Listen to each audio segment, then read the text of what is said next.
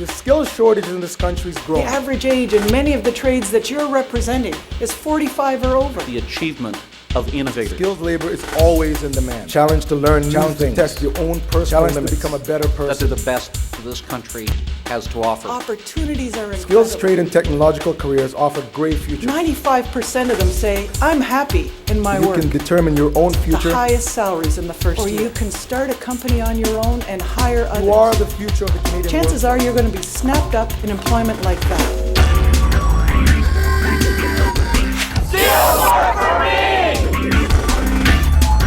When I graduated high school, I went to college for accounting. I took it for 3 years, and in each time I was doing my apprenticeship here, I could be here turning wrenches and test riding bikes, or I could be sitting at a desk. It's not a job, it really is a career because there is ongoing training and there's a lot involved. I know that going into an apprenticeship, I will have the proper training to do my job. You could go into a computer, into a drafting design, you could go into a metallurgy because you have the knowledge and the background. Every year we go to school, we upgrade our skills. You have a lot of opportunity to learn new software, new camera equipment, new everything comes out every year. And every year technology is getting more improved and more technical, it's getting more complicated every single year, and you have to be able to adapt to what you're doing. You can work for yourself, you can work for major corporations, you can do a whole bunch of different things that doesn't take a traditional path. So it's not by any means a fallback or a way to get out of going to school. It can be tough, but it's really challenging and rewarding. For someone that's maybe just entering high school, and for sure in those first few years, you definitely have pressure on what are you doing, where are you going? A skilled trade is a very viable option that is post-secondary education. It is advanced training. I cannot see myself in an office job. I'm not that kind of person. It was just in being excited about bikes that drove me here. I like to create. I love art, and that's what people in the trade are. They're these folks that love to work with their hands and create. I would say if there's anything at all you're passionate about, just go out and try.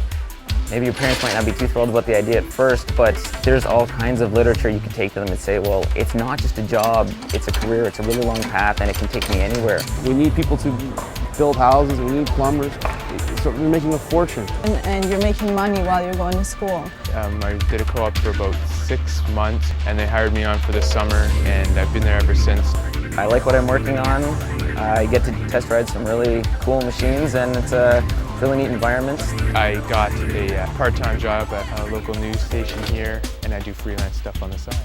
Once you have your ticket and you are a journey person, you can make incredible amounts of money. Depends on how much you follow the money trail. They don't have to work 9 to 5 in an office. You don't have to wear a suit and tie to make $100,000 and to be a successful person. With me having my license and my certificate, I can do pretty much anything and go anywhere in Canada or even the world.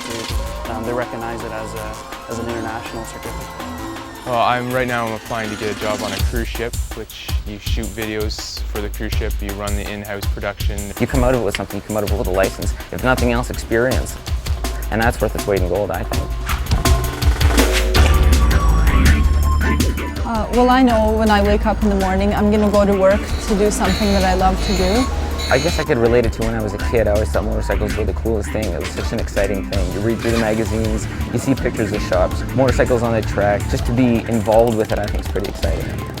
Favorite thing to do would probably be design and build.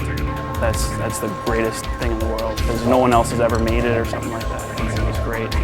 Once you've learned something, especially a skill, you can't take it away from you. I love to travel, and I know in the future if I decide to go on vacation, I know my job will be waiting for me. I am looking to travel the world and do work at the same time, and there's lots of opportunities with the new digital stations out that you can travel the world and do your job and have a lot of fun doing it. If I end up having a family and I want to stay home with my children, if I go back to the trades, I'll always have a job.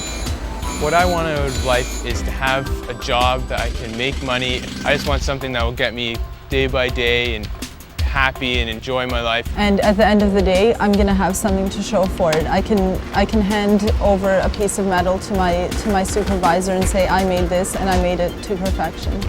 You really have to have a passion for it, I think, to stay in it. I love my job, it's wicked. In the end, it is your decision, and whatever you decide to do with your life should be something that you are passionate about and that you enjoy for yourself and for your own self-satisfaction. Skills work for me. Skills work for me. Skills work for me. Skills work for me. And me. Skills work for me. Skills works for me. Skills work for me. And me. And me. And me. Skills work for me. And me. Skills works for me. And me. Skills works for me. And me. And me. Skills work for me. Skills work for me. Skills work for me. And me. And skills can work for you.